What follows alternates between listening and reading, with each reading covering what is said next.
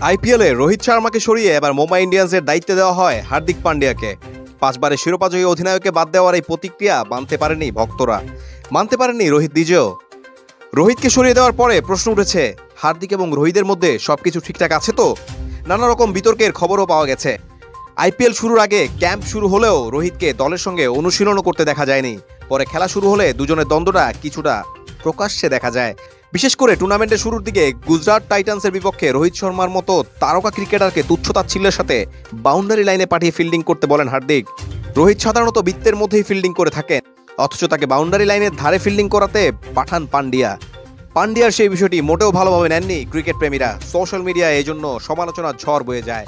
হার্দিক পান্ডিয়াকে এক হাত নিয়েছেন ভারতীয় সাবেক তারকা অলরাউন্ডার ইরফান পাঠানও। এর মাঝে মরার উপর খাড়ার গা হার্দিকের জন্য ভালো করছে না তার দলও। তাই সমর্থকদের মধ্যে প্রশ্ন উঠে যায়, কি লাভ হলো রোহিতকে সরিয়ে উড়িয়ে আনা হার্দিককে অধিনায়কত্ব দিয়ে? এদিকে মুম্বাইয়ের অধিনায়ক যতই পান্ডে হোক, জাতীয় দলের অধিনায়ক কিন্তু রোহিত শর্মা।